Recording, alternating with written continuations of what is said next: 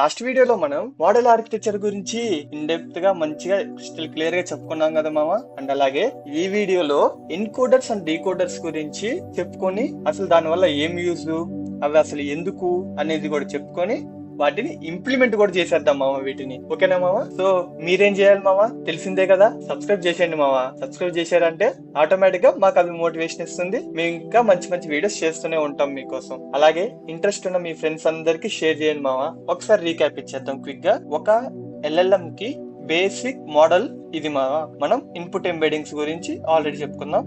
And అలాగే positional ఎంబెడింగ్స్ కూడా చెప్పుకున్నాం. అటెన్షన్ అంటే ఏంటిది, నార్మలైజేషన్ అంటే ఏంటిది, ఫీడ్ ఫార్వర్డ్ అంటే ఆల్రెడీ తెలిసిందే, న్యూరల్ నెట్వర్క్. అండ్ అలాగే నార్మలైజేషన్.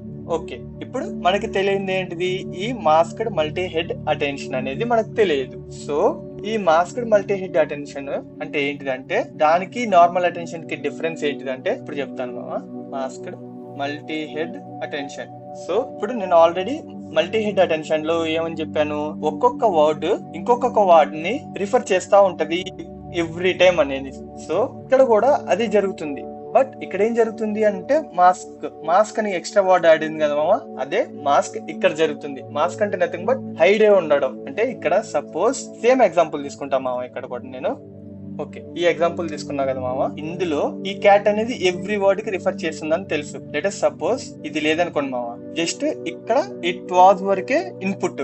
ఈ డీకోడర్ లో ఏం జరుగుతుంది అని అంటే, ఇది నెక్స్ట్ వర్డ్ ని కూడా ప్రిడిక్ట్ చేస్తుంది మామ, based on masked multi head attention use చేసుకొని చేస్తుంది. ఇప్పుడు ఆల్రెడీ తెలుసు ఇట్ అనేది దేనికి రిఫర్ చేస్తుంది, క్యాట్ కి. సాట్ అనేది క్యాట్ కి రిఫర్ చేస్తుంది. అంటే ఇదంతా క్యాట్ కి రిఫర్ చేస్తుంది, మ్యాట్ కూడా క్యాట్ కి రిఫర్ చేస్తుంది. ఓకే, బట్ ఈ డీకోడర్స్ లో కూడా ఇంకొక ఫీచర్ ఏంటంటే, నెక్స్ట్ వర్డ్ ని ప్రిడిక్ట్ చేసే ఫీచర్ ఉంది మామ. ఇప్పుడు బేస్డ్ అపాన్ ఈ ఇన్పుట్ ని బేస్ చేసుకొని, ఇక్కడ వరకు ఉన్న ఇన్పుట్ ని బేస్ చేసుకొని నెక్స్ట్ వర్డ్ ని ప్రిడిక్ట్ చేసి టైర్డ్ అని చెప్పేసి అని మనకి ఇస్తుంది మామ.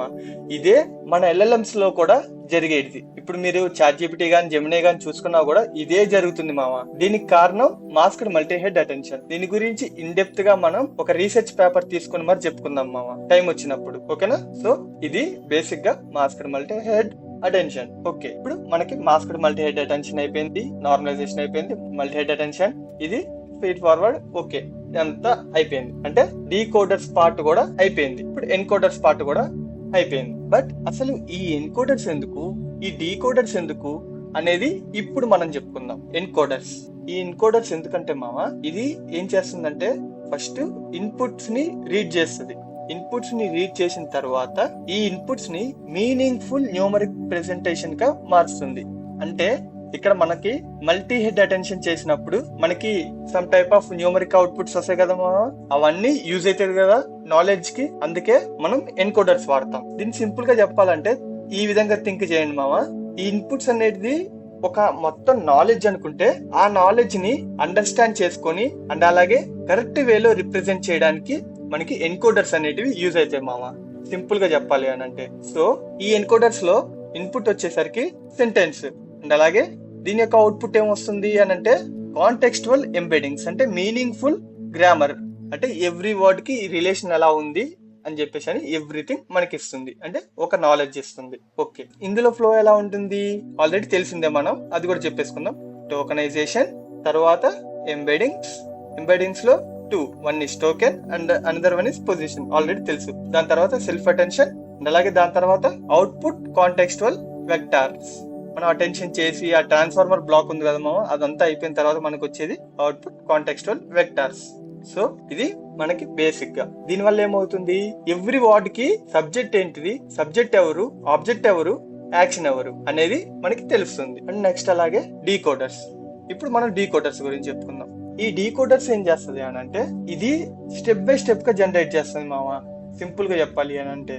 దీన్ని మీరు ఎలా ఆలోచిస్తారు అని అంటే, ఇన్పుట్ వచ్చేసరికి ఏమో ప్రీవియస్ వర్డ్ అనుకుంటే, అవుట్పుట్ వచ్చేసరికి నెక్స్ట్ వర్డ్ ప్రిడిక్షన్.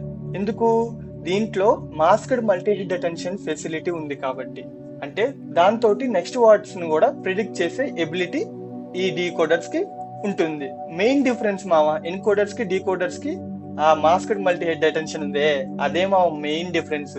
అదొక్కటి ఈ రెండింటిని వేరు చేసేస్తుంది. ఇప్పుడు దీన్ని ఎలా థింక్ చేస్తారు అని అంటే, నాకు నాలెడ్జ్ గివ్ నాలెడ్జ్, నేను దాన్ని జనరేట్ చేస్తా, జనరేట్ సంథింగ్ ఏదో ఒకటి జనరేట్ చేస్తాం దాంతో.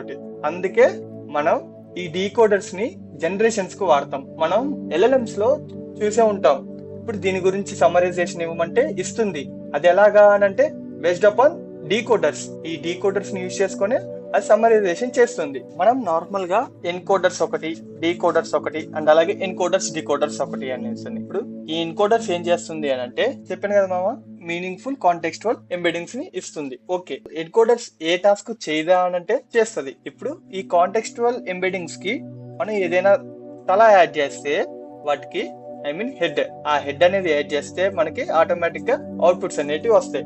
ఎలాగా, ఏమేమి అవుట్పుట్స్ వస్తాయి అంటే చెప్తాను మామ. ఇప్పుడు ఎన్కోడర్స్ ని ఎక్కడ వాడతారు అని అంటే క్లాసిఫికేషన్ లో వాడతారు, సెంటిమెంట్ అనాలిసిస్ లో వాడతారు, అండ్ అలాగే నార్మల్ మామ ఇవన్నీ నార్మల్ గా మనం కూడా చేసే విధంగా ఉంటాయి, బట్ యాక్యురేట్ గా వస్తాయి అంతే ఎన్కోడర్స్ కి. బట్ వేరే డీకోడర్స్ అట్లా కాదు. ఒక్క మాస్క్డ్ మల్టీ హెడ్ అటెన్షన్ వల్ల ఏమవుతుంది అని అంటే డీకోడర్స్ నెక్స్ట్ వాటిని ప్రిడిక్ట్ చేస్తాయి, అండ్ అలాగే సమ్మరైజేషన్ కి యూజ్ అవుతుంది. ఓకే, నెక్స్ట్ ఈ ఎన్కోడర్స్ డీకోడర్స్ రెండు కంబైన్ ఒకటి ఉంది కదా. ఇది దేనికి అని అంటే లాంగ్వేజ్ ట్రాన్స్లేషన్ కి యూజ్ అవుతాయి మామ. ఇది ఎక్కువగా లాంగ్వేజ్ ట్రాన్స్లేషన్ దీనికి యూజ్ అవుతుంది. ఓకేనా. సో ఇది మామ టోటల్ గా కాన్సెప్టువల్ గా encoders and decoders and encoder and decoder దేనికి ఎలా యూజ్ అవుతుంది అనేది చెప్పేసాం. ఇప్పుడు మనం వాటిని ఇంప్లిమెంట్ చేసేద్దాం మామ. Are you ready?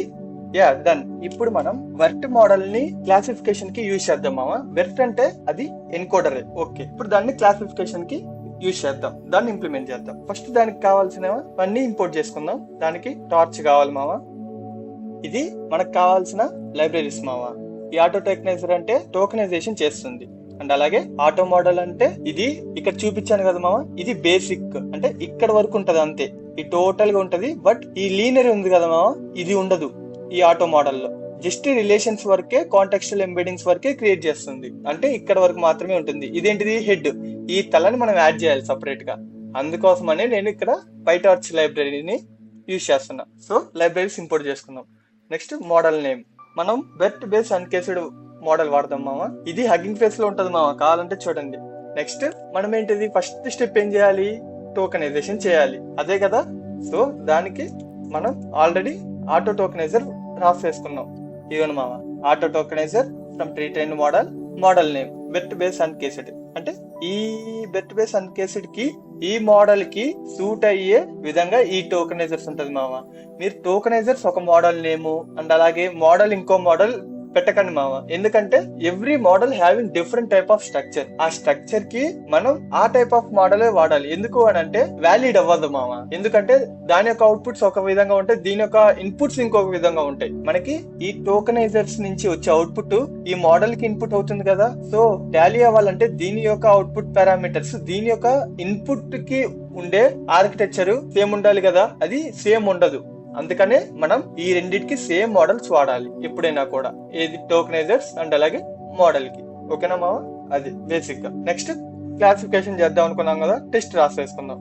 Something sentence రాద్దాం. This movie is fantastic and I really enjoyed it all.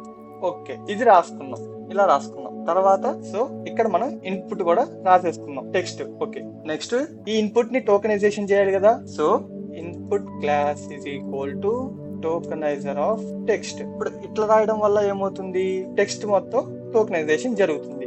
అలాగే నెక్స్ట్ అవుట్పుట్ క్లాస్ ఏంటిది, మోడల్ కదా. సో ఇది మామ. ఇప్పుడు చూద్దాం మనకి ఏమొస్తుందో అవుట్పుట్. ఒక్కసారి నా మోడల్ మొత్తం లోడ్ అవుతుంది మామ. ఇదంతా హగ్గింగ్ ఫేస్ లో నుంచే. నేను ఆల్రెడీ ట్రాన్స్ఫార్మర్స్ లో ఇవి అవైలబుల్ గా ఉంటాయి కాబట్టి నేను ఇక్కడ హగ్గింగ్ ఫేస్ కూడా టోకెన్ ఏమి ఇవ్వలేదు. ఐ థింక్ కొన్ని ఆర్గ్యుమెంట్స్ పాస్ చేయలేదు అనుకుంటా. ఇక్కడ టెక్స్ట్ ఒకటి పాస్ చేశాను, బట్ ఇంకా కొన్ని ఆర్గ్యుమెంట్స్ అనేది మనం ఇన్ఫర్మేషన్ ఇవ్వాలి మామ. రిటర్న్ టెన్సార్స్, నాకు దీంట్లో అంటే రిటర్న్ టెన్సార్స్ అంటే మామ అక్కడి నుంచి రిటర్న్ అనేది ఏ టైప్ లో ఉండాలి అన్నట్టుగా. ఇప్పుడు నాకు పీటీ టైప్ లో ఉండాలి. సో నేను అందుకని పీటీ రాసేసుకున్నా. అండ్ అలాగే ప్యాడింగ్ ట్రూ ఇస్తా, అండ్ అలాగే ట్రంకేషన్ ట్రూ ఇస్తా. సో ఇప్పుడు చూద్దాం మామ. ఇందాక రిటర్న్ టైప్ అనేది నేను మెన్షన్ చేయలేదు మామ. సో అక్కడ రిటర్న్ టెన్సార్స్ అనేది మనం మెన్షన్ చేయనప్పుడు అది ఏ టెన్సార్ తీసుకోవాలో తెలియదు. అంటే మనకి ఈ టైప్ లో కావాలి అనేది మనం చెప్పాలి. సో అందుకు ఇందాక మిస్టేక్ అయింది మామ. ఓకే, ఇప్పుడు ఇవ్వండి మామ. ఇక్కడ చూస్తే అవుట్పుట్ క్లాస్ లాస్ట్ హిడెన్ అంటే ఏంటిది, last hidden state, I mean last layer ఉంటది కదా మామ, ఆ లాస్ట్ లేయర్ లో ఉండే వెక్టర్స్ మావా. ఇదంతా లాస్ట్ లేయర్ లో ఉండే వెక్టర్స్. దీని యొక్క షేప్ చూస్తే గనక 1/15/768 మావా. సో ఇది దాని యొక్క షేప్. ఓకేనా. ఇప్పుడు అవుట్పుట్ క్లాస్ కూడా వచ్చేసింది మనకి. ఇక్కడ వరకు అయిపోయింది మావా మనకి ఇప్పుడు వరకు. నెక్స్ట్ ఇప్పుడు ఏం చేయాలి? తల పెట్టాలి కదా, దానికి హెడ్ పెట్టాలి కదా.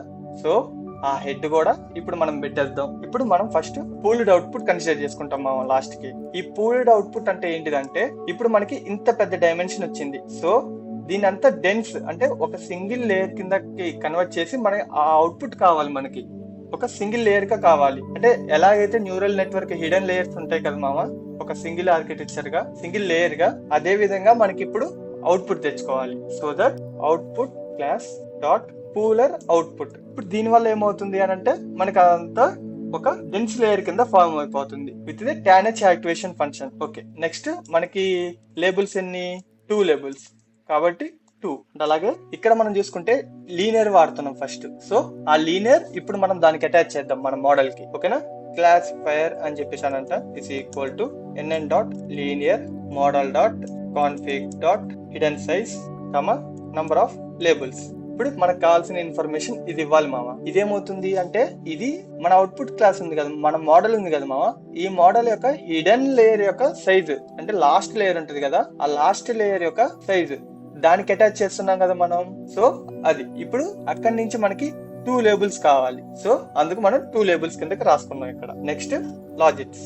ఈ లాజిట్స్ అంటే ఏంటిదంటే, ఈ పూల్డ్ అవుట్పుట్ ఉంది కదా మామ, ఈ పూల్డ్ అవుట్పుట్ ని మనం క్లాసిఫికేషన్ హెడ్ కి పంపించాలి. సో దట్ మనం దాన్ని ఈ విధంగా రాసుకుంటాం. ఓకే. ఇప్పుడు మనం లీనియర్ కూడా ఇక్కడ యాడ్ చేసేసాం మామ. నెక్స్ట్ ఇంకొకటి ఏం చేయాలి? ఇక్కడ సాఫ్ట్ మ్యాక్స్ పెట్టాలి. సో అదే ఇప్పుడు మనం పెట్టబోతున్నాం మామ. మనకు వచ్చేది ఏంటిది? ప్రాబిలిటీస్ కదా.